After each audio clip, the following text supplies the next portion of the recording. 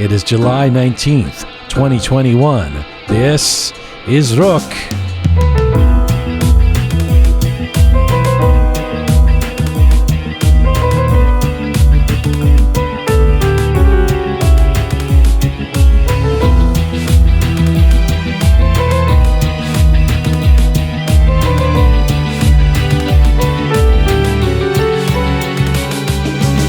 Well, he is an Iranian-British broadcaster who is undoubtedly one of the most recognizable faces on Persian TV, as well as his work in radio. Behzad Bolour has been a presenter and producer with BBC Persian for over 31 years. He's an award-winning artist, fashion designer, and documentarian who has a unique style that you just cannot miss. Behzad has made it his mission as a media personality to promote Persian culture and all varieties of music, and he joins us today for his first ever long-form interview in English.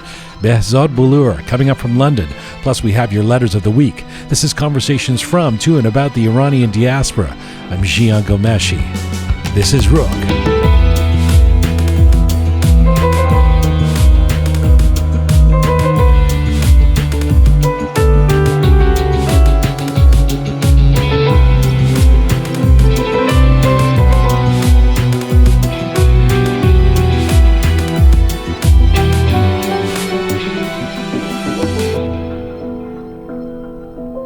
Hi there, welcome to episode 128 of Roqe. Hope you are keeping well. Wherever you're tuning in from around the world, salam دوستان عزیز. امیدوار هستم که خوب و میزون هستین. Okay. All right? Okay. 128 episodes later, you finally learned. No, it's Bashin is the right. I learned that I want to tease Shaya. Hello to you from Toronto, Canada, where we're back and open for business in Toronto. You've been to your gym, Yes. our gym? Oh, life is good again. No excuses anymore. No excuse. You can't lean on the gym is an open excuse anymore. Yeah, but I'm looking forward to. I'm going to go out tomorrow. I'm going to. Good. I swear, I'm coming. All right, I'll look out for you. Yeah, I'm just the quarantine has been, or what do you call it? The lockdown has been. I mean, I think the rest of the world is already open. I was in Washington D.C. over the weekend. I'll tell you a little bit about it in a second. But there's people everywhere running around with no masks inside. It was so weird for me. I felt like such a closeted Canadian. I was like, is this allowed? You know. And then I was going to put on a mask at one point, and people were like counseling me, no, don't do that. They'll think you're a pariah. It's not the cool thing to do. It's not the cool thing to do. None of the cool kids are doing it. We're coming to you from roqemedia.com. That's where you can link to all of our platforms. We're on an ongoing mission to build a new audiovisual encyclopedia of Iranian diaspora identity. We are on Spotify, SoundCloud, Apple Podcasts, and CastBox. If you like visuals with Roqe, and you want to see us on our social media platforms, switch over to YouTube or Instagram right now. And if you like your Roqe descriptions and bulletins in English and Persian, check out Roqe Media on Telegram. Subscribe to us there. Behzad Bolour coming up from London in just a few minutes, Shai John. Yes. I've been looking forward to this. A most idiosyncratic gentleman he is, in style, in substance, in opinion. He's a unique dude, you know. Yes. No one's replicating Behzad Bolour anytime soon. People will know him from Kook, his show Kook, or Bolour Banafsh, or his many documentaries. This is his first ever comprehensive long-form interview in English, and I'm quite honored that he's agreed to do that. He's been a broadcaster for many years, so we'll get into all that is the world of Behzad Bolour in just a few moments. Hello, the fabulous Kian. Hi, Jian. Hello, Groovy Shaya. Hi, Aziz. And hello, Captain Reza. Hello, sir. Captain Reza looking like he's... are you cast as Tom Selleck in a 1980s? You've got your shirt open to your navel. I feel good about it. He's living la vida loca over there. He is.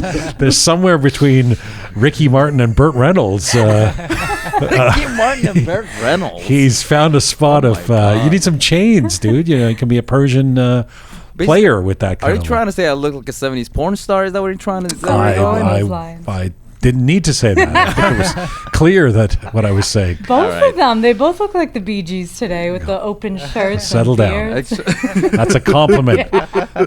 Calling Okay, them the take Bee it Gees back. is a compliment. I'm a big Bee Gees fan. 80s porn star it is. How are you, Captain Reza? I'm great. How are you, sir? I'm good. I just got back. I was in Washington D.C. just for a couple of days. I did a private event there. It was a Persian event, and Rana Mansour was there. It was lovely to see her. But I have to say, I was looking forward to traveling for the first time. Yeah. And I hadn't left the country in a year and a half. Right. I've been observing the COVID. I mean, a lot of people have. Some of these Been in people Tulum. running back and forth to Iran, and I've tried to be good about this, and we've been doing Roqe, and I don't want to have to quarantine. So now that they lifted the obligation of mandatory quarantine if you're double vaxxed, which I am, That's right. I thought, okay, I can go to the States for this little gig for the weekend, So for 48 hours, though, I mean, first of all, it means nothing to be double vaxxed. Nothing, Kian. What do you mean? Well, I mean, I was gone for 2 days. Okay. Ask me how many COVID tests I had How to many take. COVID tests? I mean, I am probably I am the safest, I'm the most tested. President Biden doesn't get tested as much as after he visits a hospital. He doesn't have to be tested as much as me. Because I had to be tested in order to enter the United States. Right. So I had to take a special test Okay. in Canada Okay. on Friday To board the plane. to get on the plane. Okay. Right? To go. I thought it would mean something. I'm double vaccinated. It means nothing. No, No one asks about that. Where's your test that you've paid money for, by the way? Yeah. Right? It's all a scam. So then I go in. What's the first thing I have to do in DC? Get a test so I can come back because I need to get the results. So that's twice that you had to get tested? And then when you come back, you have to get tested here again. Last night. For 2 days only. You'd think that the first test. Here's the funny thing. The tests are supposed to be. You're supposed to get the test within 72 hours, right? Yeah. Like, or when you fly. Yeah. So the first test still counted for when I was flying back, but they wouldn't count that, of course. Oh my Has to be another test that you paid for in America. What a joke. But wait a minute. When you entered Canada, you had to take another one, so you took 3 tests. 3 tests in 2 days. Yeah. God forbid you have to go to a few countries. That's Yeah. a lot of testing. I mean, but it's probably a good thing because I think everywhere I went was a super spreader down there. These Americans, I'm telling you, and the Persian Americans even worse, running around, dancing, Baba Karam, sweating. I mean, No masks. no one was wearing masks. Nobody. I didn't see any. Nowhere. crazy. We haven't had this happen in Toronto yet. I know there's places in the world where they've sort of said, okay, if you're vaccinated, you can take the masks off Right. inside. But that has generalized to everybody taking the masks off, I think. Because my cousin's down there, and he was saying, because I was saying, wow, I went to this restaurant, this bar, and nobody was wearing a mask. And he said, yeah, if you're wearing a mask, it means you're telegraphing that you're not vaccinated. Oh. So then I didn't want to wear a mask. I was like, well, I'm double vaccinated. I thought it meant something. I got Pfizer. Shame. So anyway, but it was really nice to visit the States, and it's so fun to travel again. I mean, I realized that I didn't know where my suitcase was. Like all the things that are so normal when you're traveling all the time, Yeah. I'd forgotten. So strange. Yeah. How's Rana? Raina, I don't know, but Rana was. This guy How's and his Rana? pronunciation. Raina. That's what kind of an accent is that? You meant Rana? Rana, oh my God, you guys are killing Rana Yes, Mansour, is that what you're trying to say? She's Raina is the. Rana, what did I say? Raina is the I way said you say it in my- Kuwait, where Jean. How was Raina? Jean. she was Never great. mind. She Yeah? was great. Yeah, she's lovely. Yeah, it was fun getting to see her. I saw a bunch of people down there. Actually, it was nice to be in. Like I say, it was good to be in DC for a couple of days. Hey, listen, a shout out for this episode, Kati Kavandi and Kati Kavandi Immigration Services for making this edition of Roqe possible. This is a full-service immigration firm that offers all inland and overseas immigration services, including temporary visas, permanent visas, PR extensions, citizenship applications. Shaya? Okay. Kati and her team are available to inform and assist you as their client throughout the whole immigration process. If you want to come to Canada or you're here and you need support, you need an immigration counselor counselor. Kati is your person. You can find her at katikavandi.ca. We are linking to that on our screen and on the description of today's episode, katikavandi.ca. I should also mention she makes it a priority to give back to the community. We appreciate her support for doing that and help in making this episode of Roqe possible. Hey, in the coming days on Roqe, Dr. Sheila Nazarian, or Nazarian. That's going to be interesting. So last night was the Daytime Emmy Awards. Yeah. And her Netflix show, Skin Decision, before and after, was nominated for an Emmy. That's right. Yeah. So she's coming on the show, the Iranian-American plastic surgeon. Next week, Tara Tiba coming up, Kayvon Zand, and Ali Parsa. Ooh, isn't he a billionaire? Well, he's a... Is that the most important thing about him? I mean, what if he has a good personality? I'd like to know what to invest in. That is very important. The British-Iranian, I guess, healthcare entrepreneur, you'd say. That's right. And I'm very much looking forward to talking to him as well. All right, let's get to our featured guest, the fabulous Kian Groovy Shaya. Oh, we have letters of the week, right? Oh, yeah, we have some really good letters from last week. About what? Farhad Kashani. Who knew there's so many Farhad Kashani fans. Yeah. From back in the day. From their teenage and years. today, yeah. All right, we'll get to the letters of the week. The fabulous Kian Groovy Shaya, Captain Reza, stick around. Let's get to our feature guest. You know, if you are an Iranian anywhere in the world who is a fan of Persian popular culture, and specifically Iranian music, you will recognize our feature guest today. He is an Iranian-British broadcaster with over 30 years of experience producing programming and hosting shows at BBC Persian, and you cannot miss his unique style. Behzad Bolour is an award-winning artist, fashion designer, humanitarian radio personality, TV presenter, and senior producer. You may have seen shows like Kook or Blue Banafsh or documentaries like Tea, A Revolution Brewing.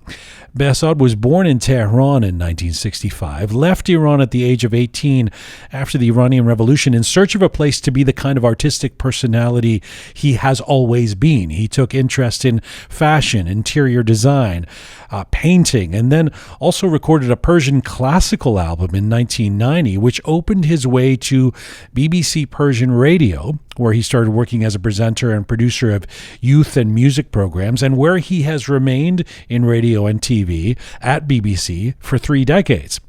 Behzad has made it his mission to use his notable platform to promote Iranian artists and underground music. You might say he's become the voice and face for millions of young Iranians over the years, and he has also dedicated much of his documentary work to the restoration of the Persian culture, language, arts, and history. And right now, Behzad Bolour joins me from London, England today. Hello, sir. Yeah, I'm all right. Yeah, the whole stadium is clapping. Thank you so much. I feel so good. I think we should end the interview now because I'm on the moon right now. And I'm going to agree with everything you're going to say from now because I love you. Are they clapping for the introduction or are they clapping for you? For everything. I'm over the moon. Who cares? Let's go to Mars from now. Anyway, thank you so much for your introduction. And yes, it was partly true. No, it was all true. I tried to achieve most of the things you said, and in my opinion, I've achieved 70% of what I wanted to do, but thank you so much. Radio, I did like this astronomical number of 19 years, and television is 11 to 12 years. Mm-hmm. So some of the things you mentioned is from the TV period, although in radio days, I did other things. Yes. In TV period, one of the best things I did as a documentary was a documentary. We went to Zanzibar, in search of the Iranians or the Persians who migrated to East Africa 1,000 years ago. Yes. Almost like Christoph Columb. Columbus. So they went and they tried to convince the natives to become Muslims, and they kind of forced them or convinced them to create cities and small cities. And that was 1,000 years ago. So I went to discover them, and they're called the Shirazis. Anyway, that was an amazing documentary, and I loved it, and I haven't done much good things since. Okay, stop for a second. First, this is the problem. Dude, bringing somebody like you on, who's a great presenter, a great personality, and somebody with years of broadcast experience. Are you going to allow me to ask questions, or are you just going to talk? No, what's the point? I can just talk. No, please. It's true. Please do. I'm surprised you have questions. You know, with me, if I have an interview, I just know the guy and I just let's see what happens. The questions are just a technicality. The other thing is, I never ever want to hear any more bullshit about you not being able to speak English well. Your English is perfect. You can think you've just spoken very quickly. I mean, it's very clear that your English is fine. I don't know why, and yet I have not seen. I don't think I've seen any English interviews with you. In researching you, it was difficult to find things. Yes, you're right. Something I have to think about. There's a few small things. The reason is from day one, from the age of 13, I had the oath to do good for my people. Yes. And based on that, when I went to BBC Radio, I was even invited to go to Outlook, which was a fantastic flagship program on the radio on Channel 4. Yes. I was the producer for 4 or 5 months, but then I said this golden line that I belong to my people. And based on that, and also fighting for the Persian language, because, you know, our language inside Iran is being totally destroyed, including our identity because of so many other things that maybe we talk about later or not. But I had this dedication to keep originality, keep purity, because in times of lots of fakes, you need to keep purity. Yes. And it's just a reaction to today's world. So that's why I didn't have English, but maybe you can help me. I can start typing it right now. Well, to be serious, I'm quite honored that you're doing this in English, because I don't think you. No, I haven't done any. In all these years, I don't think you've ever done a long form interview in English. Now, I know that you have this policy where you never use an English phrase in any of your broadcasts. You never use an English word or an Arabic word. And I'm going to ask you about that, but I assume that's different. Don't hurt me. I'm a virgin in this interview. Don't hurt me. How is it I'm hurting you? No, don't ask me why not you're using English. That's why I was. Well, why not? Okay, then if that hurts you, I need to ask. I need to hurt you. No, of course. It hurts in a nice way. Yes. It hurts in a nice way. I want to give you a chance to explain that, because I know that, I mean, even when I saw an interview you were doing with Sina Valiola, and he said, you know, we're doing a late night show, Barname late night, and you corrected him, said, nah, Barname Shab, like you don't want any English words used. Now, for somebody who grew up in the diaspora like me, I'm very curious about that. Why would that be so important? Tell me why. Yeah. Sure. The reason is, again, I'm reacting to today's culture and direction that has been forced, or we can say that has been accidentally moved. Like the Iranian culture and identity in the last 40 years has had no manager, let's say. It was left. Because before, in the Shah time, there was like this culture centers, there was this center that would create Persian words, right. Like instead of saying artist, which up to the age of Qajar period, they wouldn't say Hunarmand. They invented the word Hunarmand. Okay, this is basically to catch up with today's world, with your own, who you are. One of the colors of rainbow, not to be a gray color that it can be interpreted by other things. So it was that in the background. And also our culture has been left alone and been pushed into being a religious culture, dedicated to religion rather than dedicated to what is good for your geographical location. And regarding our history and all that. So based on that, suddenly people have voluntarily chosen to fake modernity. They have no connection with the world. They just chosen to speak as if someone has never lived in Iran and lived in America or something. So I'm reacting to that.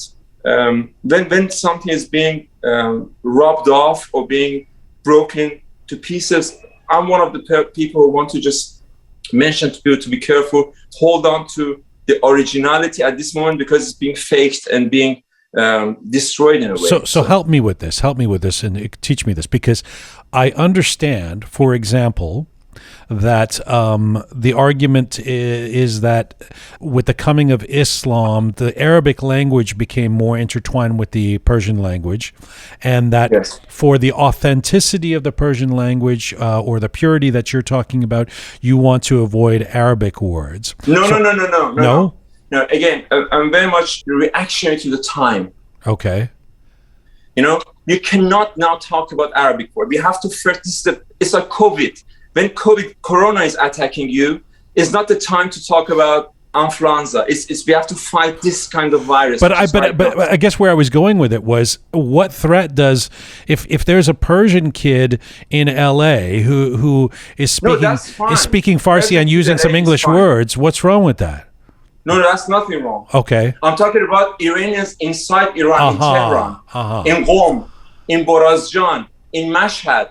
They speak, and every day they add more and more English words in the show to create that they belong to the modern life. Because for them, this identity, which is all just facade, is something that you can fake it by doing this. And that comes from a nation who has no confidence, has lost its confidence, has lost its roots. I remember a long time ago when somebody would come to work for you in Tehran, they would take her ID card, Shanasname. Mm-hmm. So that person could not go anywhere, could not steal or anything. And by the time they finished a job or something, after a few years, they would give them back. So we have been robbed of our identity, and we are nobody in a way. Right. We're just whatever the color is going to show us. So it's dangerous time. Behzad, I was going to say that this this generalizes. There's other countries in the world, or everywhere in the world, this is an issue. You could find people in Cambodia or in parts of Africa or in parts of South America saying, well,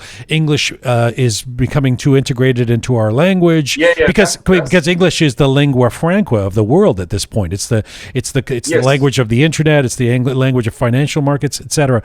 But I take it that your argument is particularly important or profound or potent because you're saying Persian culture is vulnerable because of what we've been through for the last few decades. And also the point you're saying is about other countries. I don't know about them.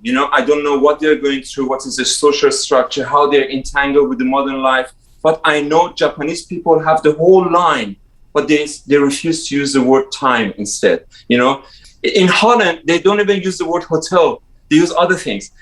It's not about modern world. It's more about us as Iranians who are losing it because of 40 years of not having that gallery, not having the concert, not having the books that people should read about their culture, about the world.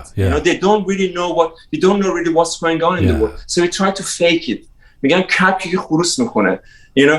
are very different to anybody else. We have like 40 years of a different government doing a different thing, and people have chosen to react not to be themselves. It's not about observing the world. It's about not to be yourself. And then first we have to have a vaccine. I call it vaccine گفتار نیک, the good speech. Yes. We do that, and then maybe in, 50 years time, when everybody has cooled down, we speak like 10 years ago, then we talk about maybe purifying the language if it's necessary. But right now it's about the whole thing that we are trying to fake. But let me just play devil's advocate. So it wouldn't be a bad thing if there's a kid in Shiraz or Qom, as you said, who is, what if I were to say, well, that's good that they're learning the English language or they're integrating learn English. No, that the bad thing is when we have something مثل وقت یا زمان or وقت, which is our daily language, but they choose to take that out and use the word time instead. چه تایمی تو میای پیش من? This has nothing to do with learning English. This is about losing your identity, choosing to become someone else in a very false way. But why? Why are you drawing that conclusion rather than just to say, okay, well, they're integrating into a global language that has English? It's not integrating because they have no connection with the outside world. No. You have to go to the psyche of the world. What you're saying is logic. What you're saying is very logical, but the psyche of Persians is different. They're reacting to years and years of losing their identity, not having a direction about modern art, about literature. There's none of that exists. Only people try to keep it themselves. So this is something that people who don't speak English are choosing it. Every week they spread out something English because they want to show to the world they are not the Iranians that they think they are. They're this new identity. You know what's really interesting about this for me, and it certainly is part of why I really appreciate you. You are seeing yourself as, you know, that you have influence. You know that because you're on the screens, you know that people are seeing you and they're hearing you, they're watching you. You're aware that you're a role model, whether you like it or not. You're going to have an influence.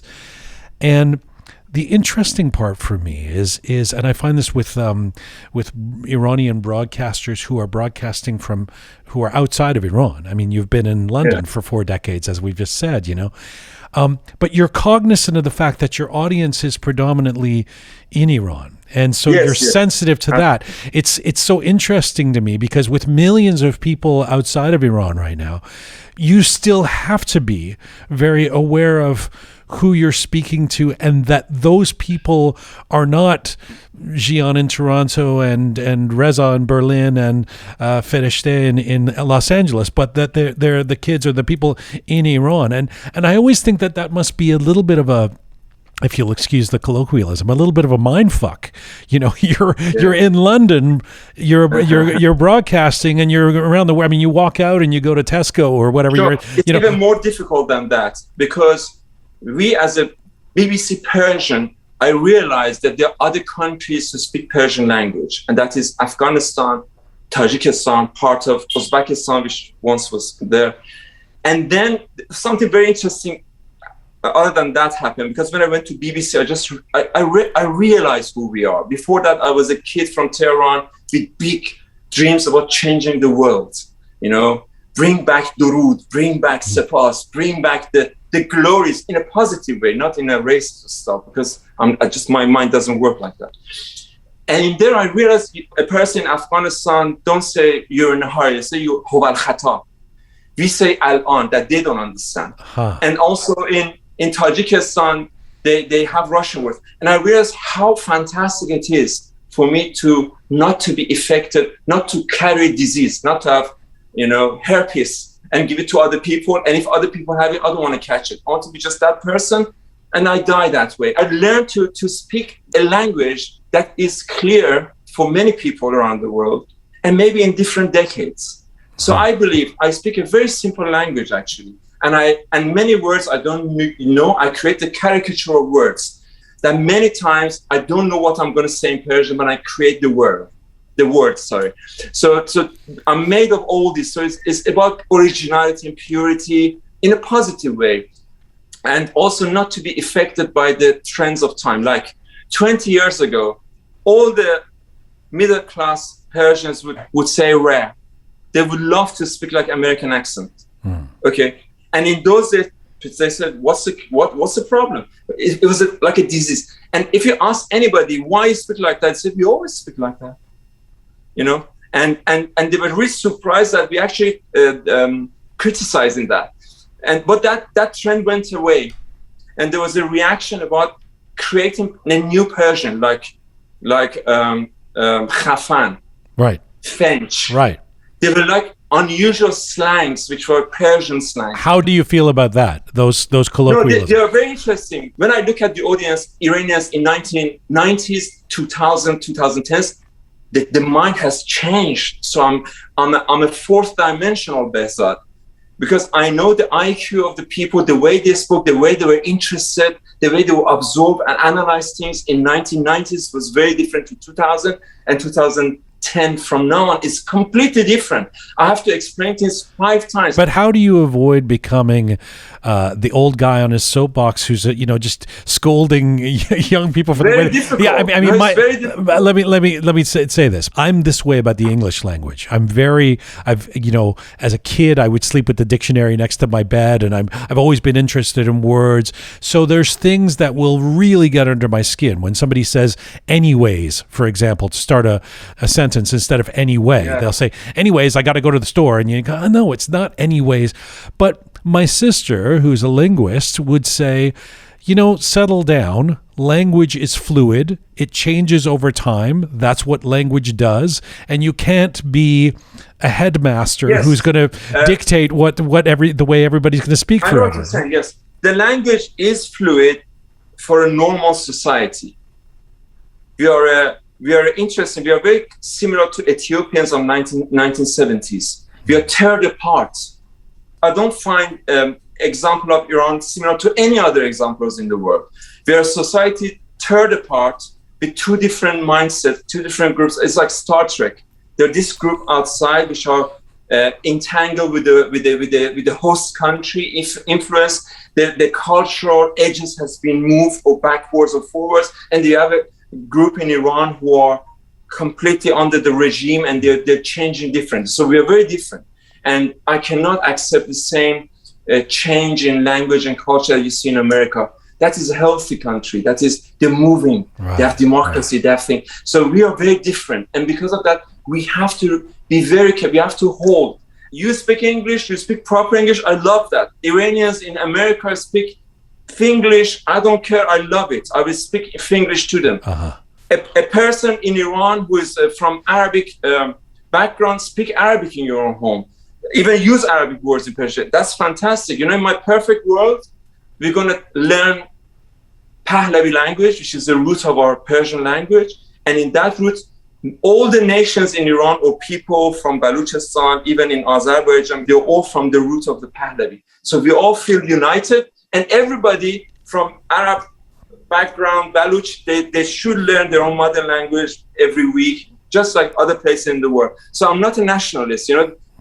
I'm quite a very unusual animal. Well, you are an unusual animal, and you're a paradox. And so to extend your metaphor, which I loved because it's also getting me all excited because of the pop culture nature of it, but to extend your Star Trek metaphor of the two societies and the Star Trek, I mean, which one are you in? This is the paradox I'm trying to get out of being Behzad Bolour, in the sense that you can't. Now, I'm assuming you can't even return to Iran, and yet you're speaking to and for a population that's there. It's a very interesting position to be in. Yes, and I've dedicated and I renewed my oath in my bed around 2 a.m. one night a year ago, that I'm even more dedicated. I have to be that guiding light maybe for those who have lost themselves in a way, in my own mind. But what I'm doing now, and it's extremely difficult, Jian, you know, my programs is on one side, planning to go to Spain, went to Spain, editing all this. Oh my God, you know, I'm producing and presenting and directing a program which is very fluid, because I very much believe in moments. So I don't really plan. I can just plan a journey, but the moments have to appear on days that I go to countries, which is a weird thing. I promised to do our celebrations every month. We had a pure celebration. Like in the month of June, we have a June celebration from the ancient time. In July, we have a July and August. And each one had a very interesting things to do. So I recreate them. I structuralize them. I see artists who will be dedicated to that particular day, do art forms, do a little play, and ask children to join. And that is to react, to fight against sadness, about mourning. Iranians are happy. In our nature, we have celebrations. In our nature, we love trees, animals. We didn't kill them because we think that they belong to us. They were created for us. You know, we are very much part of the harmony. So I try to get all the good things from being Iranian that can make us an interesting color in this rainbow of the world, and try to practice it. I had Sadeh, I had Ispandar Mazgan, which I even hate the word Ispandar Mazgan, but now I'm purely into it. And I made them interesting. I have a table, I have a special music, but they're all pure. They're really from that time. Like just recently we had this, the summer solstice celebration. But hang on a second. You say so much. I have to put it together. Okay. So it's not only don't do this, don't do that, do this, do that. I'm actually bringing back celebrations. I'm spending money on it. Most of that, my heart and my mind is going to it. For every one of these 2-hour celebrations which are happening, so much management goes, so much heart goes, because it's like You're going to a new place and nobody's with you. I'm going to an empty house, and it's for me to recognize it's a fantastic place. There's a treasure here or not. Because when I look back, there's no one behind me to support me. I'm just a lone star. I'm a lone ranger. And that really hurts. That really breaks my heart. And when I do an Instagram live on this celebration, which I'm doing, only 300 people come, 200 people come. So that it's like a punch in the face. But I'm going out. I'm going to go every month. I'm going to re-celebrate all those things we had as a Persian to bring back our beautiful identity, something that unifies us, not something that separates us from the rest of the world. We are not better than anybody else. You said something too interesting. You said last year at 2 a.m, you realized you want to double down on this. So what happened that was the precipitant of that 2 a.m. realization? Okay, there's this beetle that it's called dung beetle. It goes to the feces of animals and gathers it together, gradually makes it bigger and bigger, and then rolls it and gets so big that it sort of crushes underneath it. So that was years and years and years of me creating this board, and suddenly it explodes. That I am dedicated to this. Okay. And like a day before, I was more into doing this and that, but not into that. And it just renews the oath, because I feel so lonely in this. I feel so lonely. That is unbelievable. But I think it's the right thing. I think that one day when I die, some generation in 50 years' time will look back in the books and say, oh my God, this was very interesting. He actually structurized celebration which are now only celebrated by Zoroastrians. He made it modern, he made it cute, he made it sexy, he made it fun. We can look good in it, not rather than looking like old people being really serious during celebrations. Let me come back to you feeling alone in what you do, because that's an interesting thing for someone to say who has hundreds of thousands of clicks of every episode of what he puts up. It's and obviously has a real audience. But you talked about going to Spain and shooting and you're a 360 kind of person, meaning that you do it all. You produce it, you have the concept, you want it, you probably edit it, etc.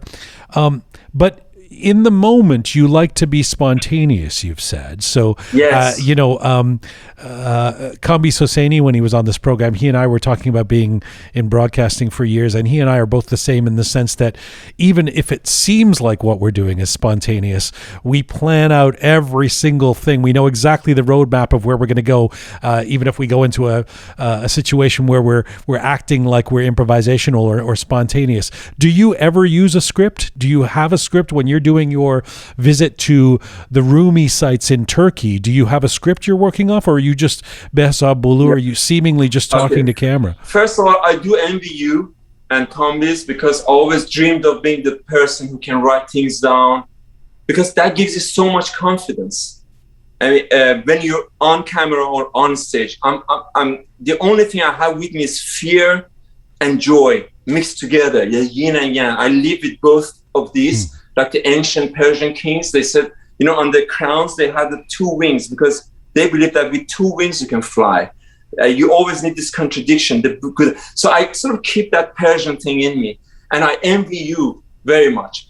What I do is, for instance, thanks for bringing the Rumi thing, because to me, that was an amazing few years of research and 2 years of filming. Beautiful work. What I do is, I did research without doubt. I read books. I went to even libraries. Remember there was something called library? It wasn't Google. And I also speak to experts who know more than me, have 20 years on this, 20 years on that, 10 years on this, 15 years thesis and all that.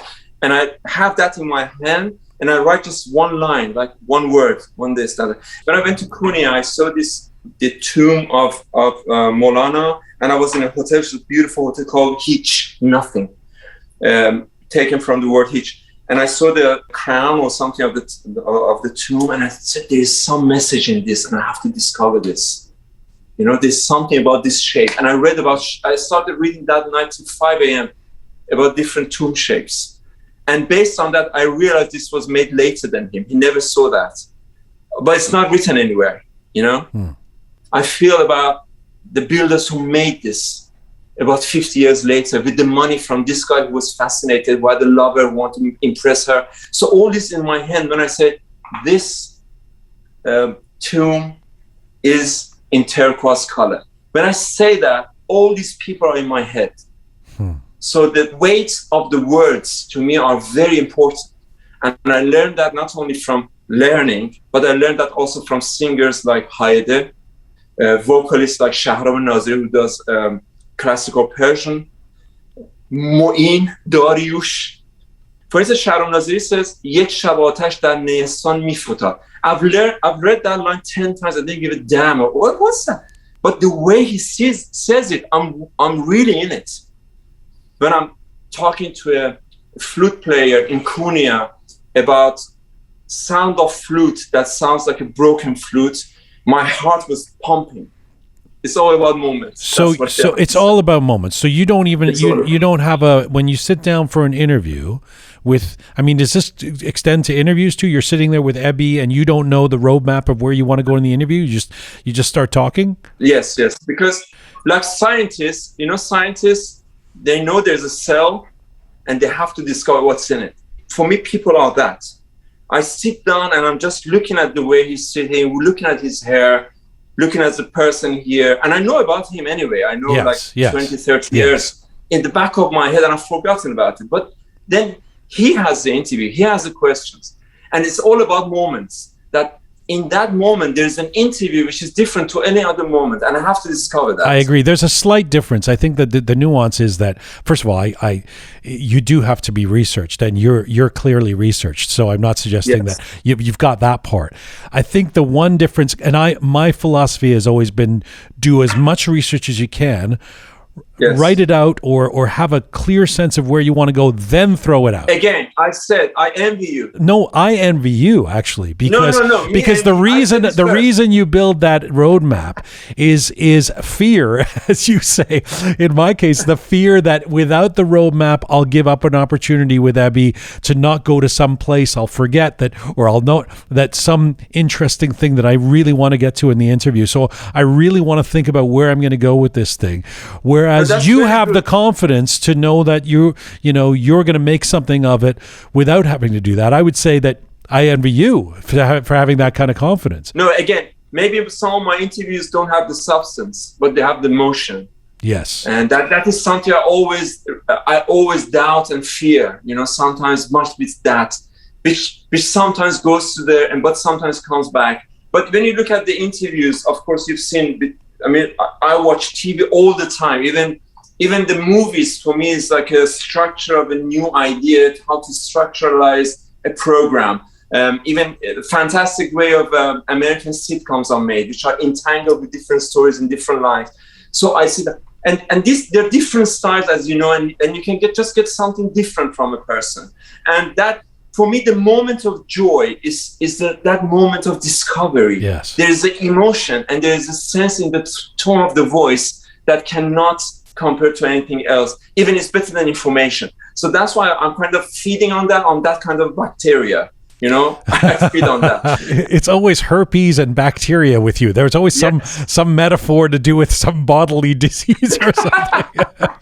Yeah, because I love them. I'm always scared of them. People are scared of bacteria and herpes, aren't they? I mean, as soon as I have, oh my God, do I have herpes? Where this all goes for me is something that I did want to ask you about.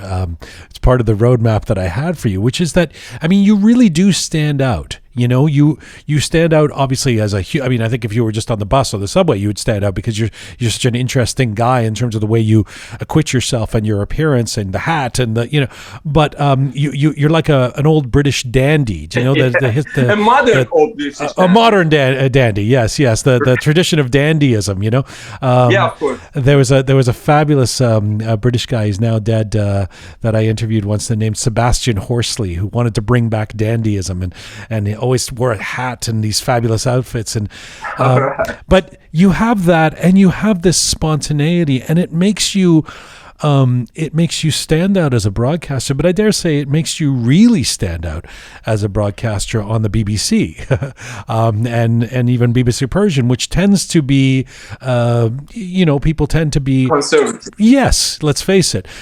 So I'm curious how.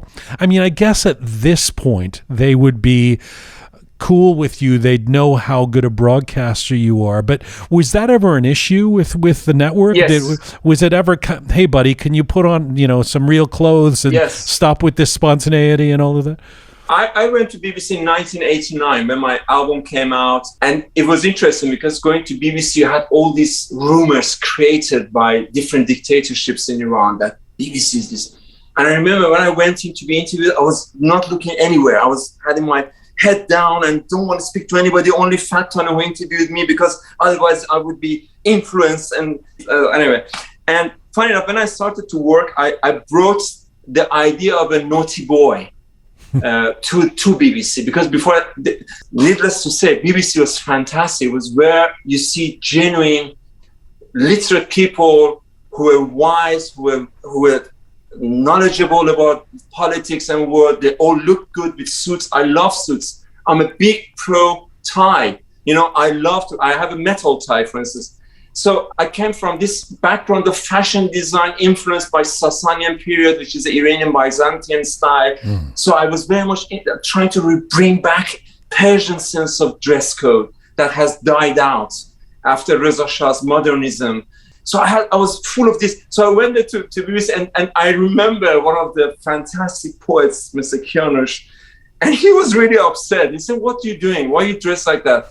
Dress something properly." But he was a lovely guy. I loved him so much. And I always would war with him, and he couldn't take it. He just couldn't understand me. He said, "What the hell?" And I remember in 1993, I wore skirts.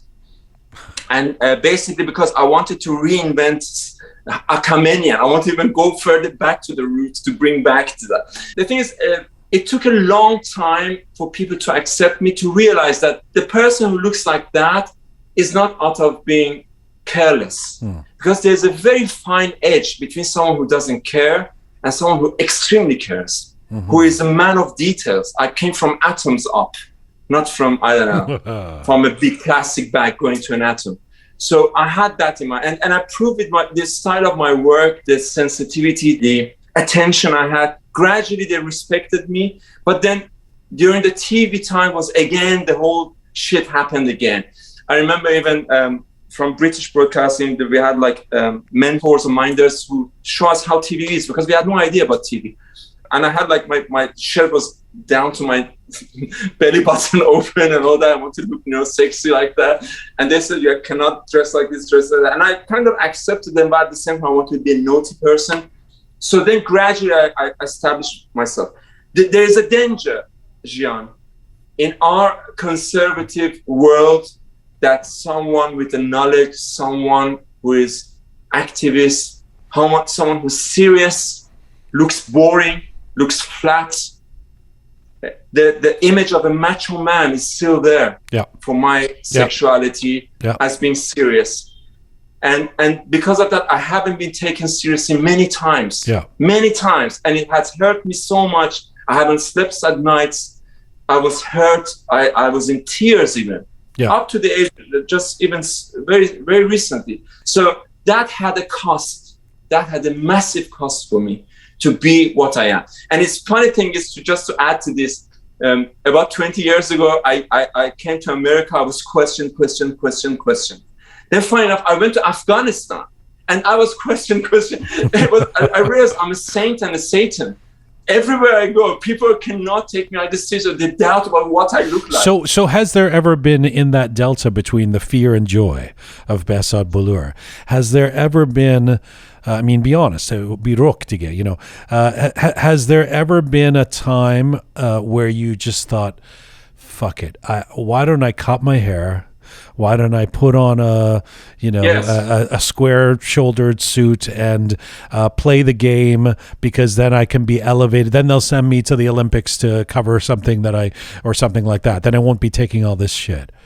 Yeah, it was only when I was 11 when I had that sense. Because even then, I remember my mother was very careful about the way we dress, and maybe my sense of being in my mind, not necessarily I'm original and beautiful if I think I want to be. It was because of her. And I remember they brought things from even Kuwait. Kuwait in those days was like Paris of the Middle East. There was no Dubai. And if you want to bring original clothes, if you haven't traveled to London, they would come from Kuwait. So we had like Lee, we had Wrangler, we had high platform shoes, which I had at the age of 9. I mean, no 9-year-old in Tehran ever had that. And things like that. So, and that at the age of 11, I remember I was, 12-ish maybe, I was on my puberty, okay? I was the early developer. And I remember I had very long eyelashes and I looked different.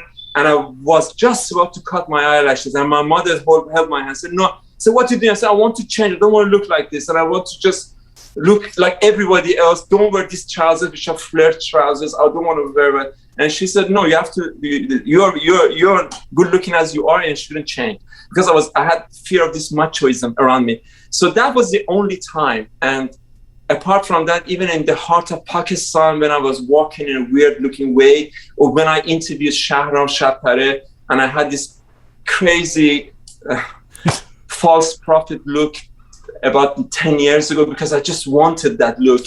And I regret it to this day. Only in those moments, even then, I said, no, let's hold on to this. And I'm even embarrassed about looking at my image then. But somehow I was stupid enough to hold it on. And I never regret it since. Yeah. I mean, I can empathize. I am nowhere near as fabulous looking as you are, but in all my years at CBC, I know for a fact that there were some executives who they just kind of see you as a troublemaker if you don't toe the line, and part of towing the line is the image of the way you're supposed to look and the way you're supposed to act, and that can be. It's interesting that you bring up being 11 years old, because I was going to ask you about being a kid in Iran, and you've talked about how you were artistic from very early childhood, and when you were growing up, there were these parties at your house, and you were told to come out and perform Little Behzad from like the age of 3 years old. What would you perform? What would you need to do? Actually, funny enough, those 1960s and 70s that I lived as a child was amazing years. It was, if you look at American 1950s, our lifestyle was very much like that. A nice car, a nice house, and an empty Tehran. Tehran wasn't as busy as it is now. And we were living in parts of Tehran which were being newly built, and buildings looked fresh and interesting because the architects were coming from Europe or something, and they cared. So it was a very interesting lifestyle we had, and I never realized we were well off. I thought we were from a middle class, but apparently we were middle plus. And so what happened was there was this ad on TV for a drink called Oso. So I loved it, and I was singing it like a mad little boy, and they bought me a guitar. And they forced me to play it in front of 20 people. And I always hate my mother forcing me to do that. But maybe that was the root of wanting to attract attention, wanting to be pretentious in a negative way, but positive, to impress people in a positive way, make them laugh, make them smile. And even up to this day, my dream is when someone has lost someone just 2 minutes ago, I make them laugh. If I can achieve that, I can die. You know, I'd be remiss if I didn't mention this, which is that I think you and I have something in common, which is a devotion, at least in my case, it's a devotion to David Bowie. And I thought of Bowie. It's funny because I didn't know this until I started researching you and saw some of your old Instagram posts about Bowie and stuff. But I mean, I've always thought of you when it comes. I've always thought of Bowie, I should say, when it comes to you. Whenever I've sort of seen you, because it's clear Bowie was an artist in every facet of what he did. Even as a young man, he wasn't just the songwriter and the singer and the instrumentalist, but he would design the set. He would make the clothes that he wore. He was kind of doing all of that. And you're kind of like that. Were you aware of say a David Bowie by the early 70s when you were a kid in Iran? And if not, what kind of art were you gravitating towards? Who were your role models for becoming this character you became? Okay, that is interesting, because David Bowie is someone I got to know when I was in London in the 1980s. Okay. In 1970s, David Bowie wasn't that big in Iran. But I would come back to that. At the age of 9, I was done with religion and God. At the age of 9, I even remember the moment that happened to me. And I was always fascinated by two different things which has influenced the way I am. My yin and yang was, of course, like every kid, I'm sure you are the same, is the astronaut and the dinosaur. Also, I was fascinated by dervishes, the Iranian Sufis, the way that my parents were talking about them. They were playing this instrument called tambour, and they look really interesting, they look really cool with long hair. They look like, I don't know, a primitive man, caveman. And at the same time, I went to Takht Jamshid, Persepolis. I saw this. I didn't have beard, of course. And I said, "Oh, they look really interesting." So my influence was a mixture of all this and Europe. The fascination with things are changing in Europe, the way they looked. And I remember in 1970. Actually, now you mentioned. Now I remember in 1973. I think I came to Europe, and also 1975, and that was the year that glam rock. Right. Most of the boys were wearing makeup. At the same time, there were amazing ice creams being sold. So this, and for me, it was very amazing to being able to play a role which you're not supposed to be, but yet be different. I have to give you an example from an anthropologist. That in some tribes in Amazon, I mean, what I'm saying now is so maybe politically incorrect because our world is changing so much. But I'm saying it in an innocent way as a person who I am. It was anthropologists who told me that in some Amazon tribes, they are really macho men wearing like, they dress like women of the tribe and dance like women, just to prove that they can still be a man looking like that. So that to me was amazing, you know, like being a man, although taking all these looks. And later on, when I realized that the Persian men before Islam used to wear makeup, they used to wear surma and the eyeliner, and we used to wear jewelry. We started this stuff, the high heels too. Yes, high heels, of course. You know that it was brought to Europe during Safavid time. And it's, of course, the, you know, it's the horse riders' boots. Yes. So David Bowie, Persian man, they all matched up. And courage, something that David Bowie had, was amazing courage. It was amazing to be able to go on a stage looking like that at that time. Yeah. But maybe if I was in Iran and Iran didn't go through that revolution and I would still be in Iran, maybe I would be able to do that social revolution for some people, bringing them confidence, but in a way that is interesting. You know, you need to develop. Just to put a fine point on Bowie, because I'll use any opportunity I can to promote him.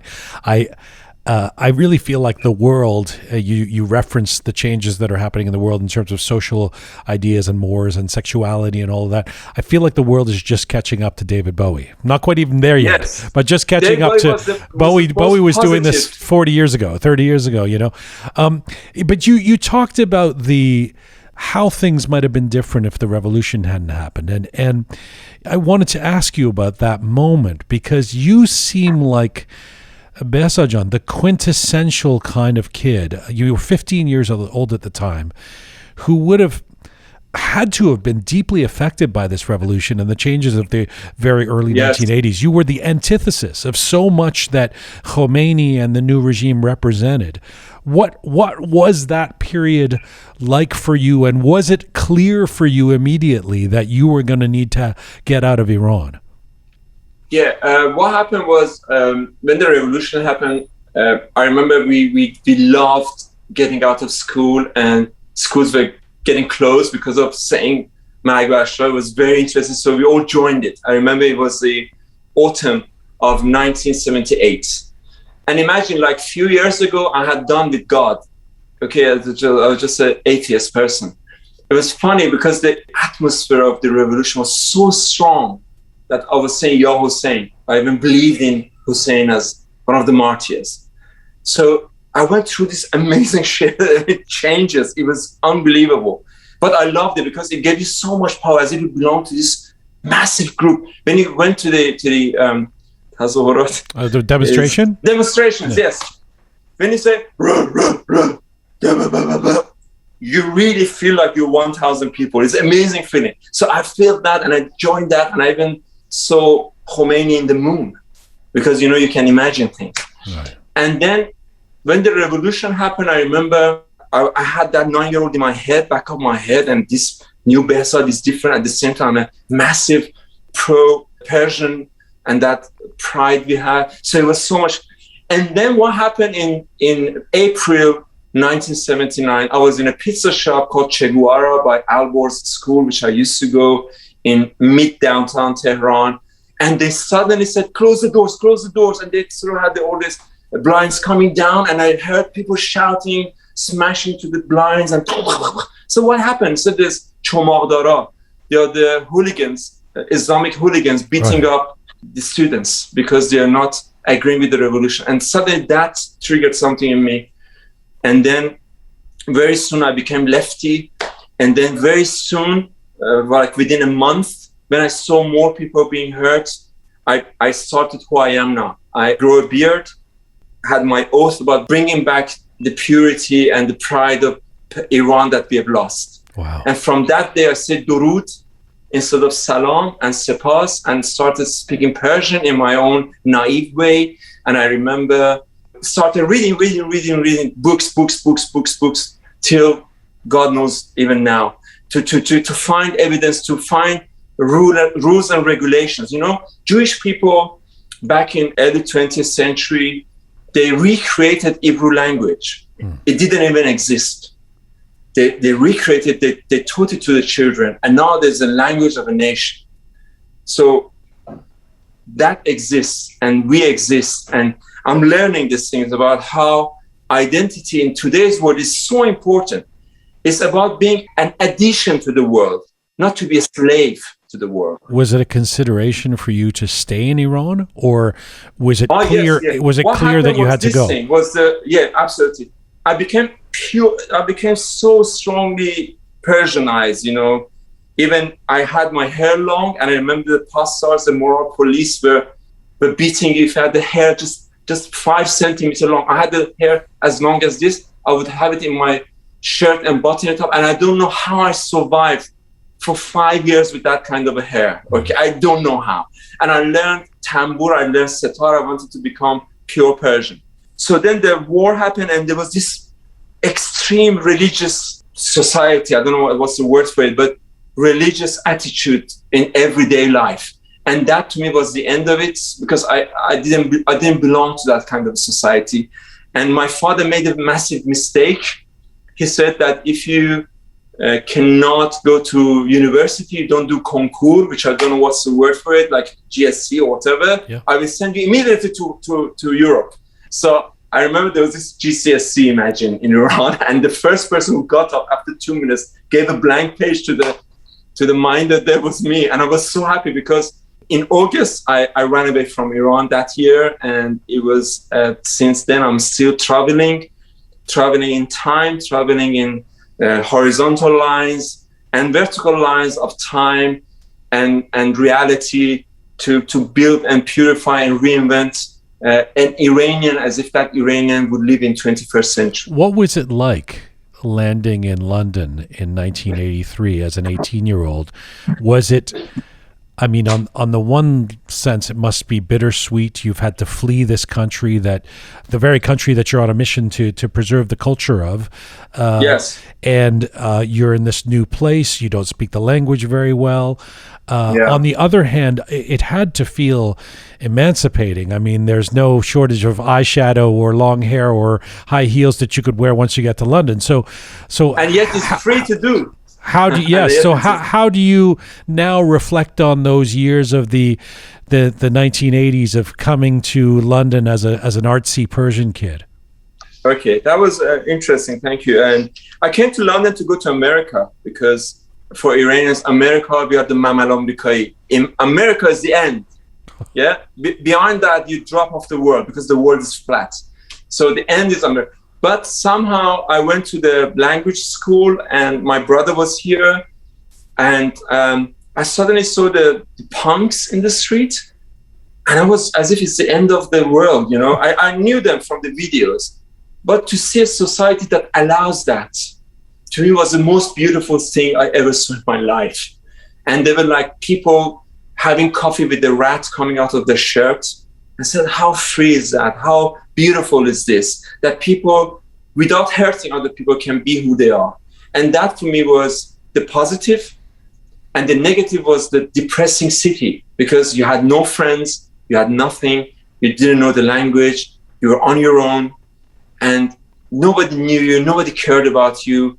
The streets were empty, it was dark, it was cloudy. And so this mishmash of these two gradually created stronger me. I remember from the second week I started work as a calligrapher, and I started doing business jobs on my own, earning £20, £10, because I had no money. I couldn't even buy Coke. And Coke, that is the drink. Yeah, like it was I remember it was like 20 pence. Right. It was too much. so it was very depressing, but at the same time, it allowed me to be who I am. And I read books, and those days there were bookshops, Persian bookshops, which was amazing. And I was sitting there all the time because there were these wise men in the bookshop selling books. I could talk to them, because unlike the Iranians in London, they were speaking my language. They knew the authors, the knowledge. So gradually that depressing time became, because I lost my virginity, I became a man. I realized what sexuality is. You have so many angles. It's not just putting your lips together as we did at the age of 12, just putting our lips together, doing nothing. It's about kissing in a different way. It's about touching each other. Women can hurt you in having sex. And it was very, very interesting. So I became a man and I became more and more pure, actually, as who I wanted to be. And a few years ago, I saw a Iranian girl who was a Hezbollah in my mind with a headscarf in London, and she was praying every day. And I told her, how come you're in London doing this? And she said, in London, I could be a better Muslim than I can be in Iran. Wow. So somehow London has a fantastic freedom, which is backfiring, in my opinion. Backfiring? Yeah. Because I think that we shouldn't go there. Okay. Because I do think that London is it's obviously the city of my birth, and I've always said it's different from the rest of England. London doesn't even belong to the UK. Sure. No, you're absolutely right. It's its own thing. It's the most international city in the world. Yeah, it's a multinational, multidimensional city.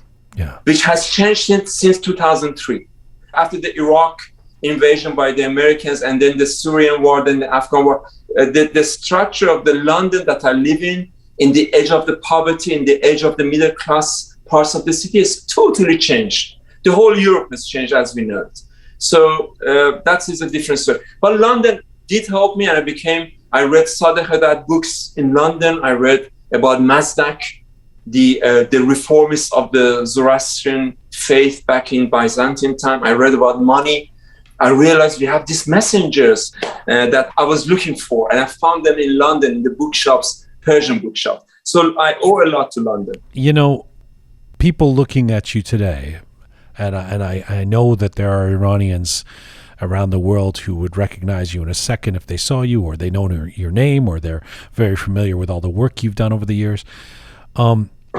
They know you as a broadcaster. I mean, which is not to say that your fans or people who scratch beneath the surface won't know that you're a lot of other things. But this period of the 1980s feels like, without knowing you then, and without just even talking to you about it, other than just reading about it and knowing a little bit about you, it feels like it was a very fertile time for you artistically.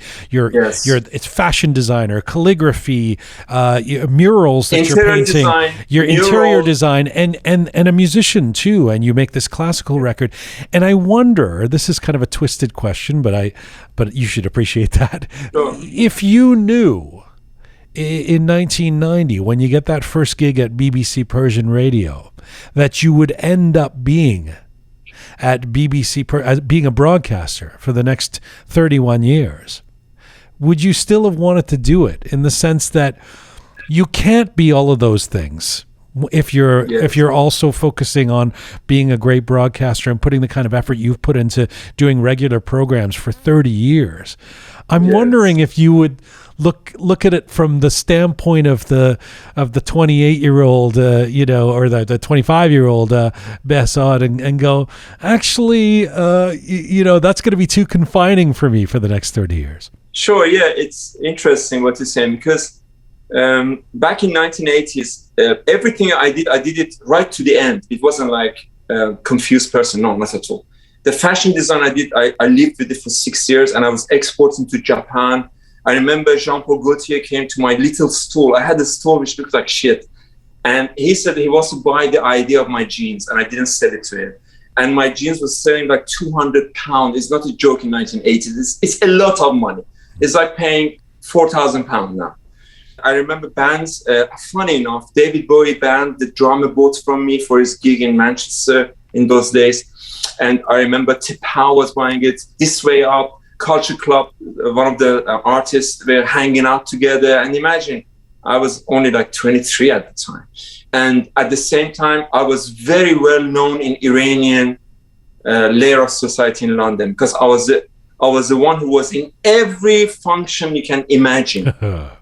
From the Dead Poets Society of the LGBT of the time, up to Khoi's poetry night, to let's build a new Iran. Everywhere I was playing tambour, have a little speech, doing poetry, talking to people, and they knew me. So they used to call me Behzad the Atomenite, the Atominian. And so it was fantastic. People knew me. What does that mean, Behzad the Atominian? Akaminians were the 2,500 years ago. Akaminian. I thought you said atom and like atomic. I wasn't sure what you were saying. Akaminian, yes. Akaminian, my accent. Yeah. So it was extremely fertile. And I did theater, I did gigs in London, and I even found a bunch of money in Covent Garden. It was almost half a kilo of 20 pounds. I found it on the street. I took it up, looked around it. Nobody's looking, and I ran. I was in my head. I was dreaming I became a millionaire. And I sat down and I opened up. It was fake money. It was from filming. Apparently, they were doing Covent Garden. So that happened. But what happened was, then I did murals for the city and became employed in a job. I was doing so many jobs, and I was very rich at that time. But when BBC happened, at the same time, other things started to fail. And because BBC loved me and they wanted me to just be trainee, do small jobs, somewhere maybe at the back of my head, I thought that this is maybe a future, maybe my subconscious. So when I started just helping Mahtab, who had the request show, she was a fantastic lady. I met her in the Hafiz poetry classes, and she really helped me to get into this BBC. And I was just helping her. I was like her left hand. And then when things started to fail, my mural business with DKT company, music, I couldn't carry anymore. I lost my girlfriend, Then suddenly there was only BBC. And I remember I didn't know anything about broadcasting. So I used to go at 7 a.m. to the studio just to play with the machinery there and just to learn how to record things. So I learned it. And what I did was to survive this. To me, it was a song. It was performing on stage. That the music was the story. Yeah. And the song and the lyrics was my words. Yes. And from that day, back in late 1989 to now, I look at it as a work of art.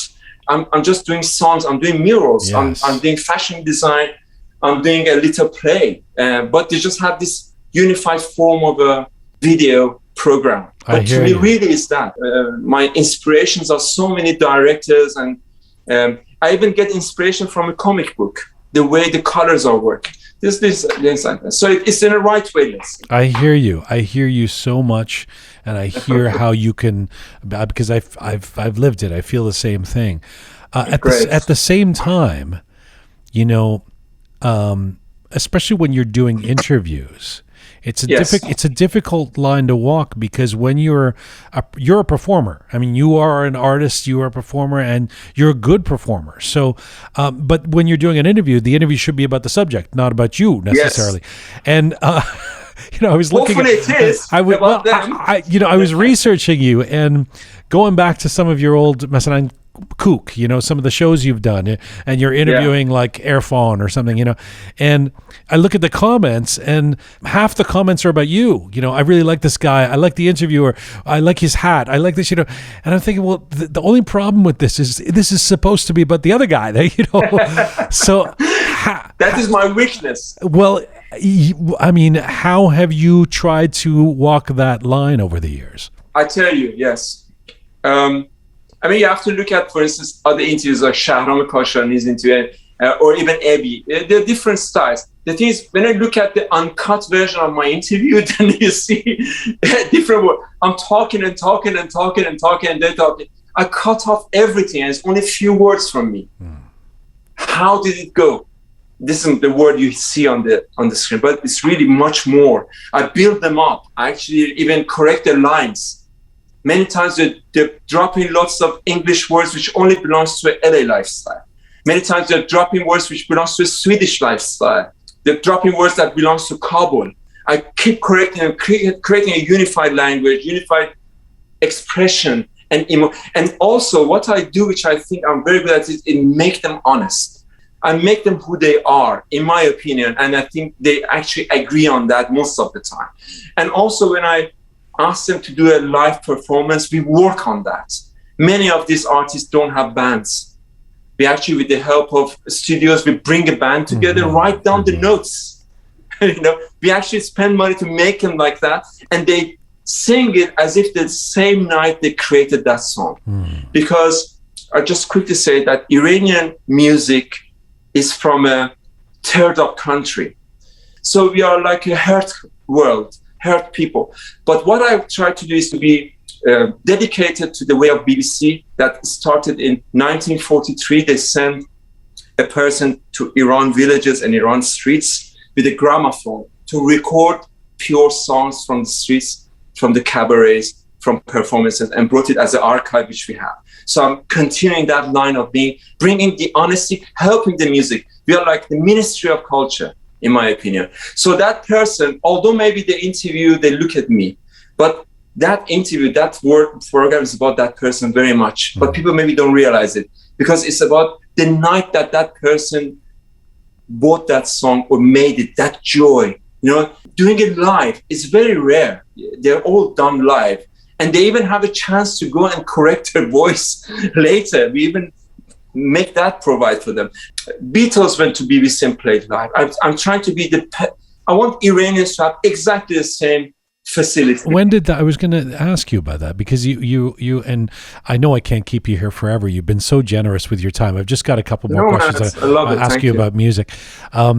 It's clear. I mean, we talk about Ebi and Irfan and some of the big names that you've interviewed, but it is clear that over the years it's been important to you to support Persian artists and celebrate the young ones, to unearth these people, to kind of take the veil off. When did you make it?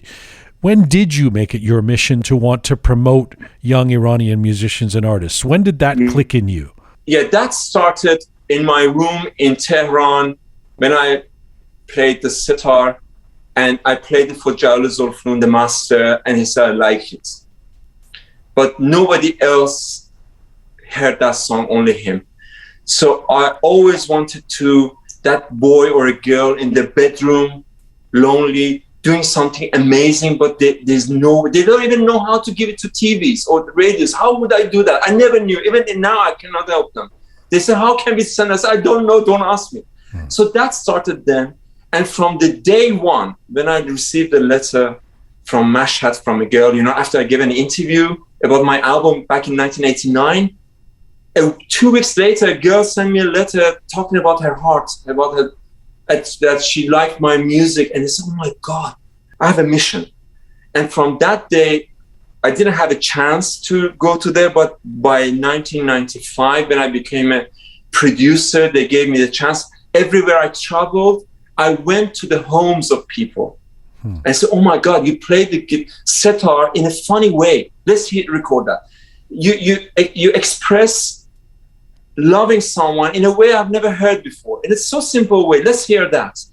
And then by 1996-7, I started this show called Ahangay Darkhwasti Request Song, which was the first live request song connecting to Iran on any outside broadcasters, as I know, because before you would record them maybe, but maybe VOA did that, I don't know. But from 1996 up to now, I bring the most unknown people in a way that audience get hurt. They're upset that this person has only even one song, doesn't even have a nice voice. Why you have him? I say it's not about voice anymore. It's about how you pronounce. It's about how you play that song. It's about how you create an emotion. So because you see, our culture is being hurt. We don't have galleries or something, free galleries in Iran. Yes. I try to push that edge of culture that is needed and necessary for any society. Yes. Try to push it by bringing these people with me and say, no, let's push. So since that day, and all the underground music from 1998 to now, I gave them value. I brought them even Hishkas album. I remember he was in the car going to his studio to record them. He was generous enough to introduce Jangal Asfal live on my program on the radio. No, you're the guy. You're the guy who's been the. I mean, as I said in the introduction, it's been you. You've been the through line who's been so consistently so. But it actually. So I have to use this opportunity to ask you this question because it's something that we talked about a bit about on the show, and there's no. This is asking you this with the knowledge that you know and I know and most of the audience knows that a lot of the dysfunction that came into the Persian music industry, if you could even call it that, in Iran was because of things freezing after 1970. You know, the heartbreaking stories of people like Farmaz Aslani, who's just getting his career going and then has to go in the wilderness for 2 decades, you know, because there's no music played there, etc. We all know that part. But in the diaspora, as someone who is clearly a supporter of alternative and underground Persian music and culture, as you are, let me ask you a question that I grapple with and get your perspective.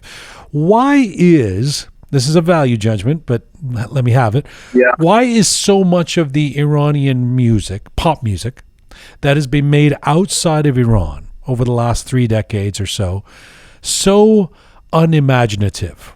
So cookie cutter. A lot of it sounds like it's all been made in the same LA factory room. Why is that? Okay, I tell you. First of all, after the revolution, there was a beautiful explosion of Persian music. Only after a few years, because it was all about revolutionary music, which was made properly by the orchestras. But then by the late or mid 1980s, it was this bonfire of beautiful Persian music, which was based on the 1970s Persian music, where groups like Sheda or Chawash Music Company, let's say, brought, with the help of Farah Pahlavi, brought instruments from folk music into Persian music. So and that reinvented itself in the most beautiful way. But then it was destroyed by Sufism. Even a Qajar dance song from a harem was called Sufi music, because it wanted to survive. So it was bad for the pop music, but fantastic for the Persian music. And they tried to survive. Shahram Naziri was creating songs in the underground. Persian traditional music was underground in 1980s. Only it resurfaced in late 1980s and 1990s. So that's one thing. So we're talking about that. And pop had a comeback in 1999, I think, with the help of Khatami, who opened up. Right. They get permission from us. No, so we put that on side. I think we had the most glorious time of pop music in 1980s in LA. I'm a massive fan. What happened was, before that, we would have Greek music, Spanish music. We had all the structure of a European music, pop songs, in a nice way, in a fantastic way. But what happened in LA because of revolution and the immigration, Iranian music became teenage and Persian. For the first time, tombak and tar became part of the music. And you have to remember, still was that joy, that passion of 1970s Iran, still there in 1980s. People would spend money with the bands, big bands, highest bands, amazing, Evis, Darish, anybody. Shahram Shadpare, Shore, Andy and Kurs, the fantastic pop music pieces. And then it was pure. It was opposite to 1970s. 1970s, you would say something very simple in a very difficult way because of the Savak time, because of the security in Iran and the political situation. Nobody was allowed to talk. So they have something very simple like love in a very complicated words in pop music. But then it sort of broke through. Now it was teenagers' song, like 1960s in West, 1950s. So it was fantastic. Topoli Rizim is an amazing song. Thank God that was invented. And then Iranian music, pop music was fantastic. It was the best time, up to early 90s. And then they had the explosion of wealth when the CD came and when the concerts in Dubai opened up. Iranian music in LA became again fantastic because there was the internet. So people from Iran would send lyrics. Before, a decade before, singers were proud that they were doing their own lyrics, their own music, their own composition, which was shit. But now in early 2000, we have lyrics from Iran, from Maryam Haydarzadeh, the beautiful girl with amazing vision of a girl talking about love. And we had fantastic composers composing. And suddenly, and also with the wealth of the concerts and people buying tickets, the singers from LA went and met their audience. And that was a beautiful explosion. Iranian music, pop music in early 2000s is one of the, again, it had a fantastic jump. And then the reason that it keeps on repeating itself is what I just said earlier. When you're a third part country, we are not like Americans. We are not even like Chinese. We are not even like Indians or Pakistanis or even Afghans. We are not in our own country. We have the economy of 3,000 people, but to satisfy 80 million people. That's something that Mansour said, and I respect it. So when you make your song, you don't have the money to make it. At the end, you end up just doing synthesizers because people don't buy it. People blame singers. People have to blame themselves. We don't have the copy. Even right now, nobody in Iran, even if there's an open up to buy songs, they will never buy it. They rather copy it. They think that it's their right to have something for free. So it's a mixture of economy, political situation, and geography. That's that was an amazing history lesson. That's the best, most convincing, and most passionate defense of the kind of pop music that was coming out of LA in the 1980s that I've ever heard, and I really appreciate it. I am going to diverge with you when it comes to the 90s pop music, and even through to today. I'm not as enamored of it as, I mean, seemingly you don't think that there's ever been a bad period of Persian pop music. But it's very bad. Okay, you agree? All right, because, okay. Because they were doing their own songs, and we wanted to fake it again. The Iranians, like me, I don't have money, but I have a credit card, so I buy something that my class of society cannot buy. I cannot buy a removal luggage. I cannot buy Boris Bijan t-shirts. I cannot buy Carol Christian Paul's boots. Right. And I cannot buy this dog from 4,000 years ago by the Caspian Sea. But I do that. And so we fake it. So they start faking it. They're fantastic. They do this music, that music. So they try to survive, and I respect them. And I think in those days, we had some really good songs. And but again, because we are not in our own country. Right. I will not blame any singers. I blame people. Only that's what I do. And as somebody who's into the alternative scene as much as you are, where are I mean, we can point at some people today for sure who are doing really interesting things in Persian Iranian music. But where was the David Bowie of Iranian music in the 1990s? I mean, where was the 9 Inch Nails? As I said, when you're not in your own country, you're in a host country. You have to try to survive, try to make business. With the lack of culture, which I'm trying to bring, if you know who you are, not to be proud, but you build up your personality, of the goodness of your personality. Like a Jewish person or a Zoroastrian person or even a Muslim person who believes, no, they have this structure of morality and this and that. Iranians have their own, which is very modern, actually, can represent itself, translate itself, because we have money from 2,000 years ago who taught us that way of adapting. We have like rebelliousness of Mazdak, who said that just don't accept anything becomes a norm. Just find what is correct and do that. So we have, but that society doesn't have that.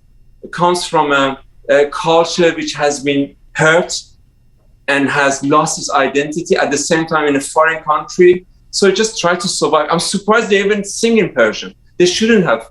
But we hear a lot of English going on. We hear wrong Persian language. For instance, in Entekhab Manbud is Persian translation of an English line. Right. And because of the 1990 music, some of our language has become translated version of Persian, which has hurt our language. It's not about losing purity, it's also losing your philosophy, because they're just redigesting lack of knowledge of Persian language and English. It is such a pleasure to talk to you. Let me a final question to you, or a final little strand here, which is that, and I mean, I could talk to you for days. We're going to have to do this again. You know, you're stuck now. Sure. Now that you've started these English interviews, instead of in Persian or Farsi, as I would say, and get you angry. Yes. When you talk about unity, yes. You know, this is a question. I mean, I feel bad that I always feel obligated to ask this, but I mean, I've asked it of someone like Faradsad, who used to be at BBC, or Pune Qudusi, you know, the BBC, even working at the BBC, maybe less so for you because you're more in the cultural area. I don't know. Yes, but it's become controversial because everything in our community, in our diaspora, is bifurcated, and there's people on different sides of everything yelling at each other. How do you cope with that? How do you cope with the fact that just putting you on this little show of ours, I can guarantee you that somebody's going to write to us and say, you know, oh, Behzad Bolour is with the regime because he's you know, because he works at BBC. I mean, what is your philosophy on all of that as somebody who's been at that institution for over 3 decades? BBC Persian, I should say. So, the BBC is an institution that actually other institutions come to learn from. I remember back in 1990s, NHK Japan wanted to open a Persian language radio, and they came and learned about this. BBC News has one of the best unbiased way of broadcasting. Because of that, sometimes when you're angry about something, you don't see that anger. Because of that, you think that, oh, there's something. And sometimes you pro something, you don't hear that proness. Right. So our society is not, especially in the last 30 years, our society doesn't read books. We don't know about our recent history. We don't know how Qajar changed to Pahlavi, Pahlavi changed to modern Iran, how the revolution came, what happened during 1970s, 60s, and 1950s, how Sabak started, how Shah was terrored, and where were the mass executions of 1980s. People they just don't read, and they just want to listen to what you say, and based on what you say, they decide. I've seen that amazingly in especially in the new layer of society. We are the people who don't know the facts. We hear what we want to hear and want to just to empty ourselves.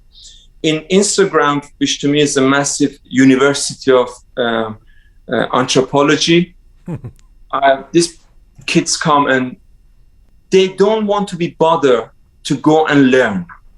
For instance, they say, how old are you? You know, I've written how old I am, 56, on top of my Instagram for the last 5 years, from whenever it started. They don't bother. And I tell them, go and read this there. And they get hurt. Say, oh, who do you think you are? For them, hearing what other people say is a fact. So if on the Instagram, someone just writes, onion is good for your prostate, it's good for your hair, it's good for your vision, it's good for your bum, it's good for your mother and father, they believe that. And they spread it around. is enough, because it's about the world that is desperate to know things but cannot be bothered to work for it. So based on that society, Dajan Napoleon series is a documentary. It's not a joke. Based on that, facts about 19th century Iran and the role of Britain is a fact of 21st century. At the same time, they're so illiterate in a way that they don't realize what happened with Russia and Iran. None of them recognize that the main reason that Iran was completely destroyed financially and mentally and lost parts of Iran is because of Russians' attacks. They never talk about it. They said Qajar's lost this part of Iran. And they don't realize that the Russians actually paid some of the clerics to go and talk about British people. They don't know any part of this. They just care about what is interest, what makes them empty their heart. So the facts are amazing. People, I hope they read. And when you know more, you cannot comment as easy as they do right now. And I hope that one day my people, not one day, I try to push them to read and learn. Don't just hear what other people say and accept it as a fact. Because Iranians are very honest. And they think that anything that comes is an honest information. But they are bullshit. You see, when the society loses its identity, loses its knowledge, becomes so fake and accepting so much of the surface that a film becomes a reality. So you're saying the information that you're a spy of the regime is fake? Absolutely, it's fake. I mean, you show me, how can I be? The funny thing is, I'm also a spy and also doing this. There's so many things, like, because there was an article about us written by the regime back in 2000. Not only we rape each other and have children, we are from Mossad. At the same time, working for the British intelligence. At the same time, we are Baha'is, and homosexuals. It's really funny because you cannot be a homosexual and do this and that. I mean, but for them, it's all this thing. You must be. That's who you are. Do you take it personally? Do you have trouble with it when the people say these kind of things? Yeah. Back in when the things opened up in early 2000s, because there was internet. For instance, I would say things on the program, and they were directly repeating my lines, taken out of context in Etalat. And in 1990s and 2000, I was a lot more liberated that I am. And I always thank BBC to give me the opportunity.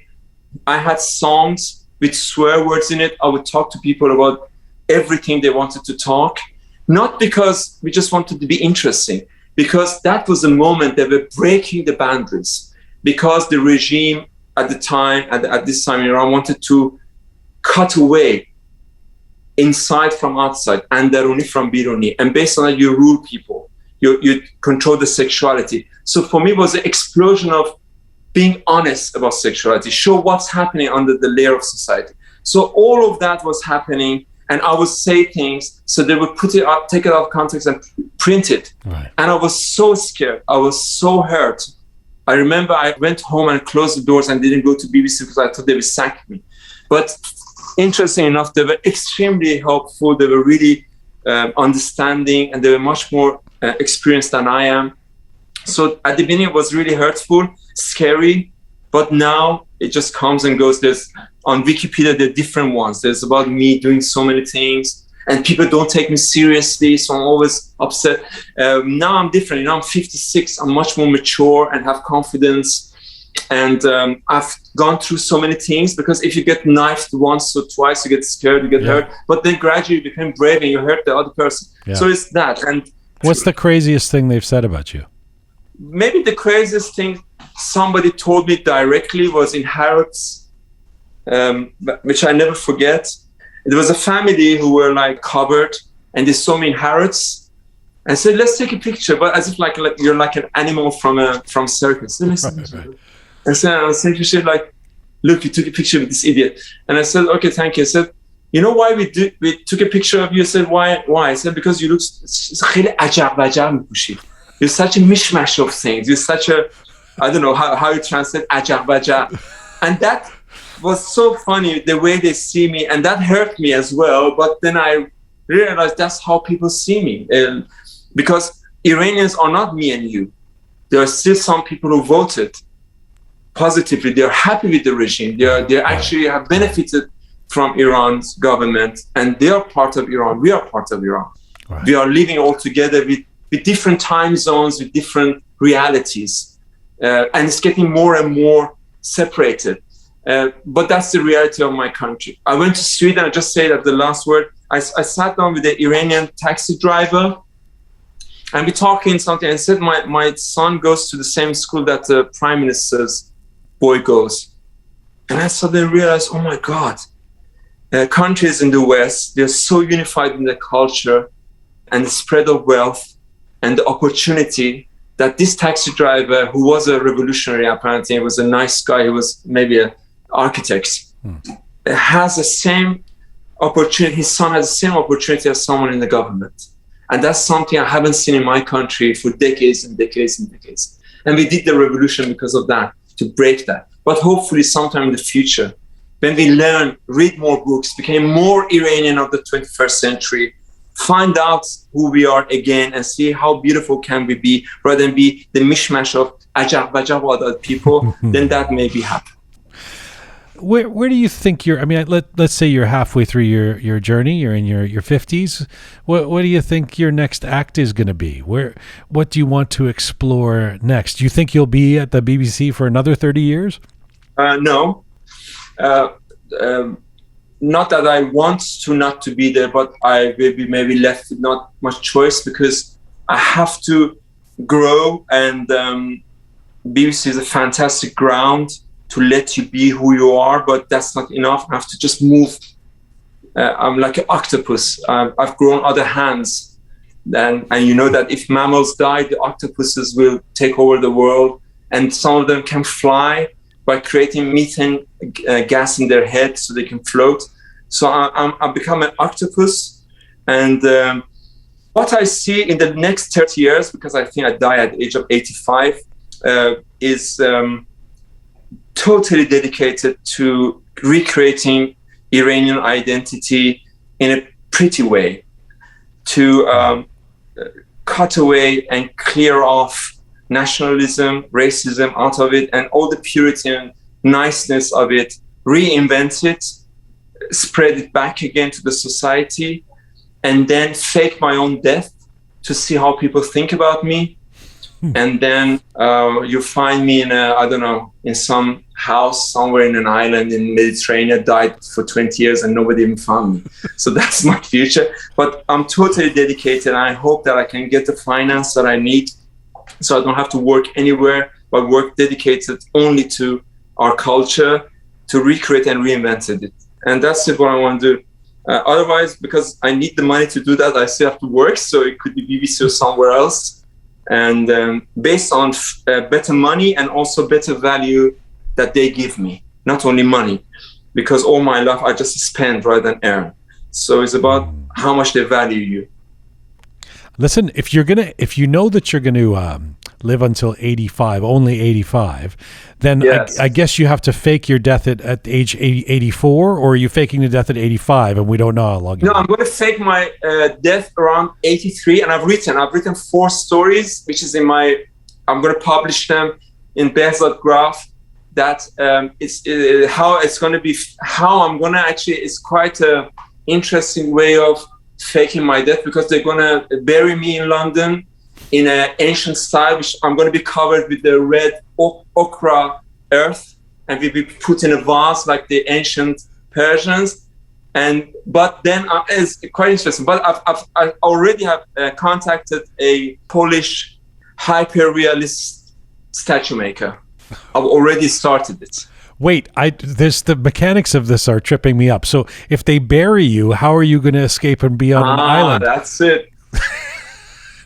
Because I've thought about it. You clearly have. Although I think 83 is too soon. Shoot for at least 93 or something. No?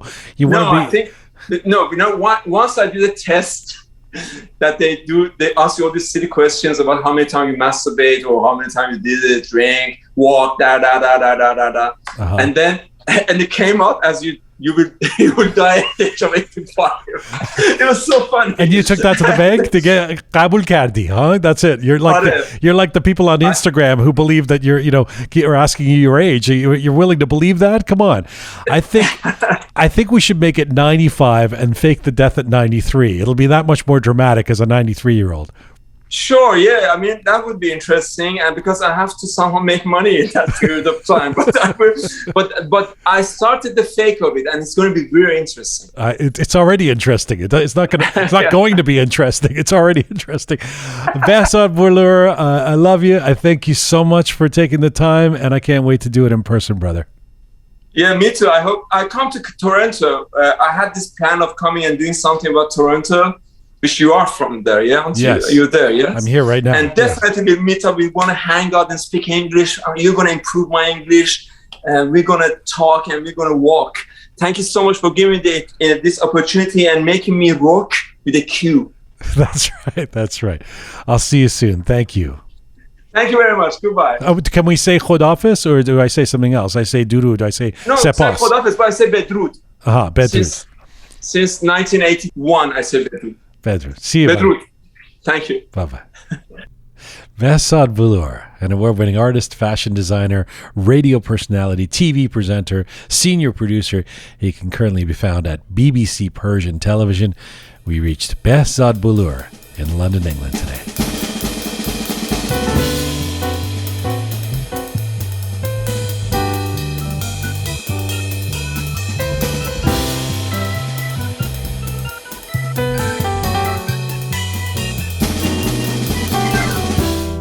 Right. Microphone's back on for Captain Reza, Groovy Shaya, the fabulous Keon.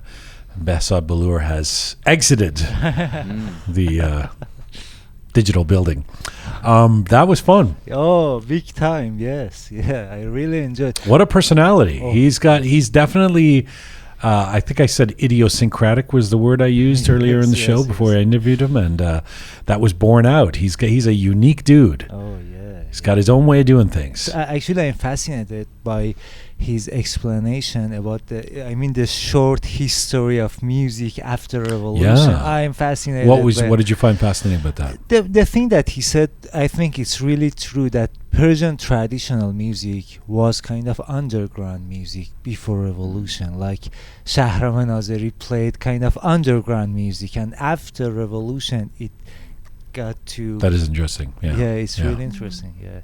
Although I felt like he didn't want to say, maybe it's because of his position, he didn't want to throw anybody under the bus. Yes. He wasn't going to go negative on any. Even when I was, you really like that LA kind of, he was like, oh no, some very good music is being made. He said, thank God for totalitarianism. He's such an alternative dude. You kind of go, is he really into all of this music? But yeah. Yeah, it was interesting. Thank you to Kati Kavandi and Kati Kavandi Immigration Services. Kati is a certified immigration consultant and the CEO of her company, and she's very well reviewed as a resource for those wanting to come to Canada, with offices in Toronto and Tehran. Kati is an immigrant from Iran herself and learned the ropes of the process of coming to Canada and has a tremendous knowledge in immigration procedures and legislation. Her company acts as the client's advocate before the courts, government officials, IRB, IRCC offices. She makes herself and her team available throughout the whole process.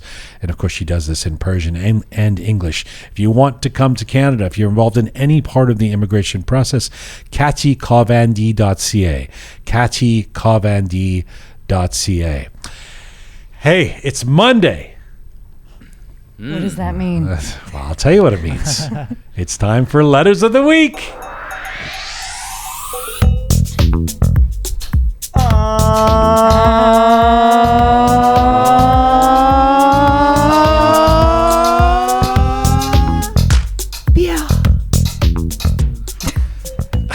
I gave up halfway. I'm like, I'm tired, man. Hey, the Letters of the Week now appear on our website. That's right. Only the letter that gets crowned Letter of the Week ends up at rookmedia.com, where you can also become a patron of our program.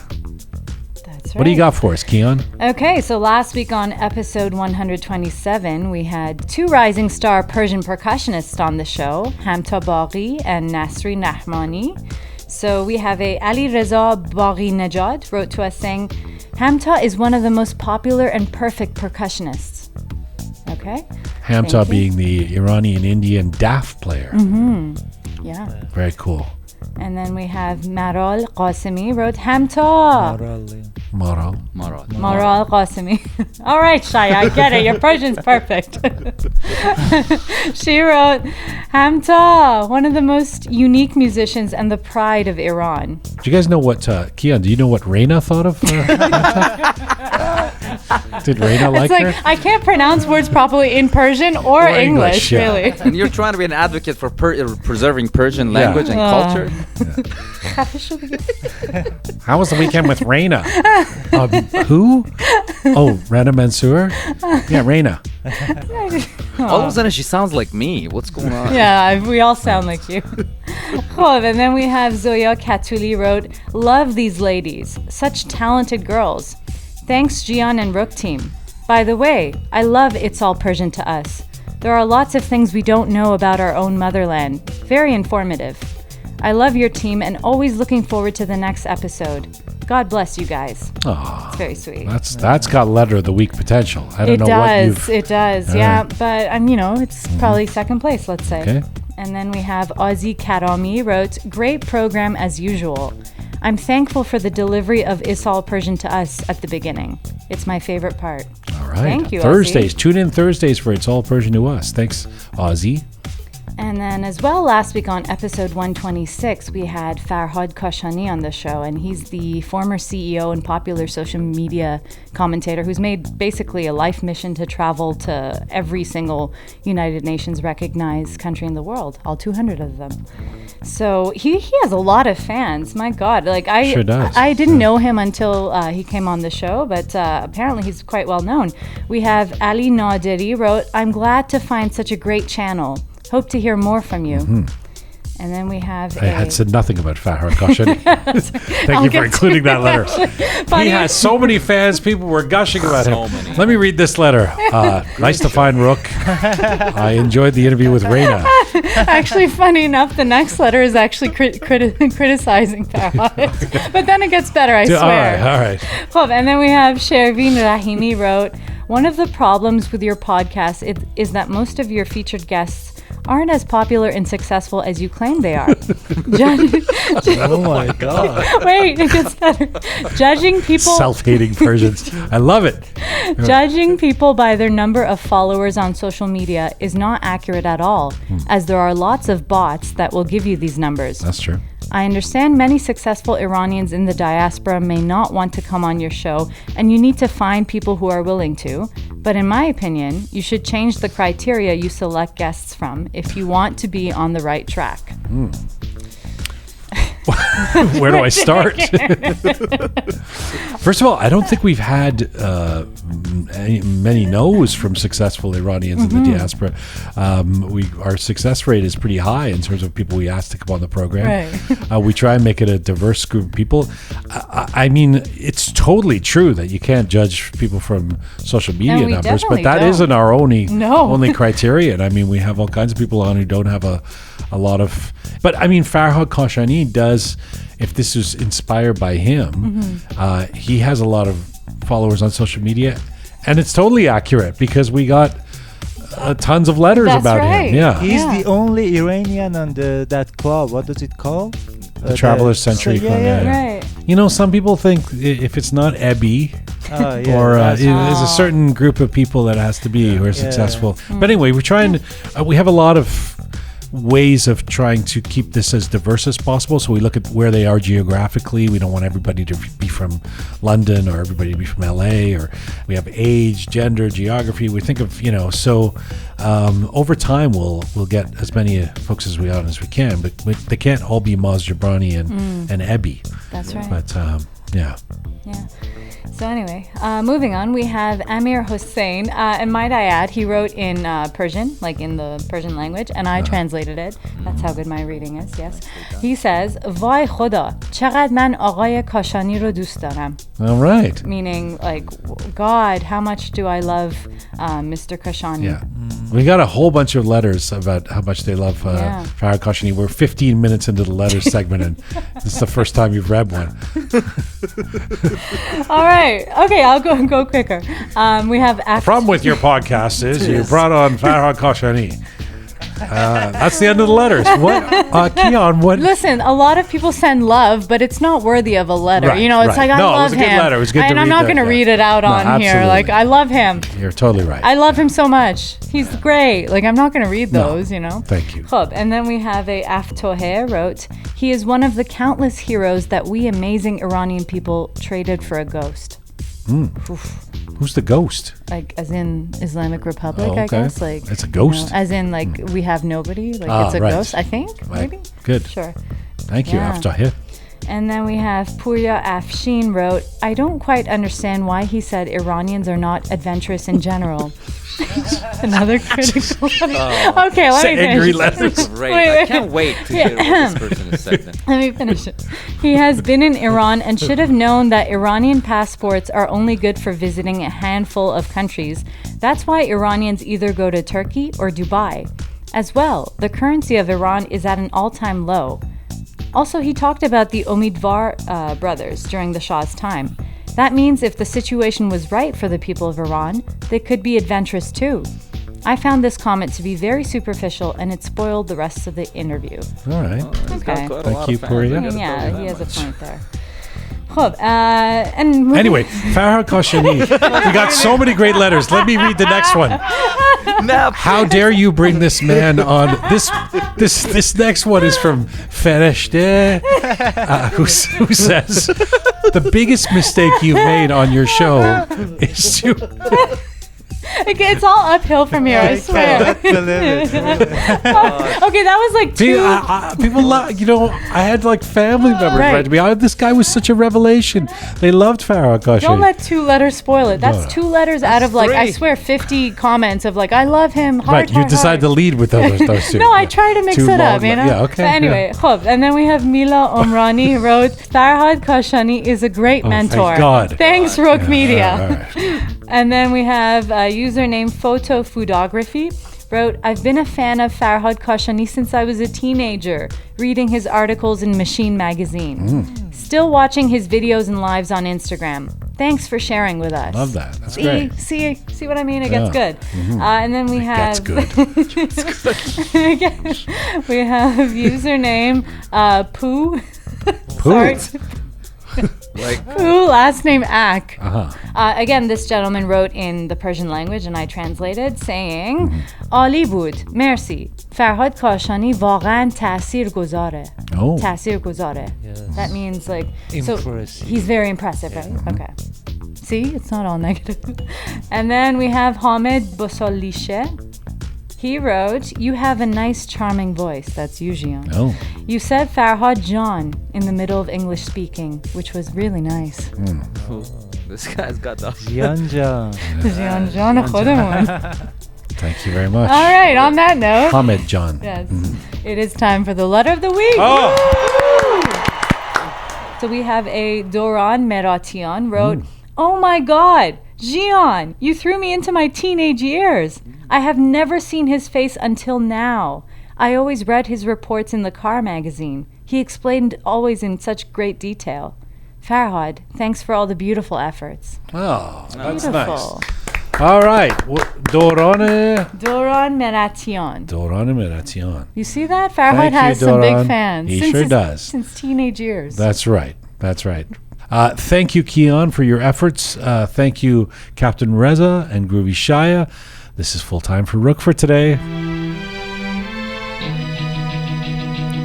Remember to find anything about Roqe, to find our previous episodes, the list of all of our guests, and all of our outtakes and Roqe funnies that we put on Instagram. Go to roqemedia.com. roqemedia.com. Thanks to the amazing team who put this show together each week. Producer Susan, Ponce the artist, the fabulous Keon, Thoughtful Dagin, Savvy Roham, Super Patty Saw, sponsorship Sean, Captain Reza, Groovy Shaya, and Ahoy Mehrdad.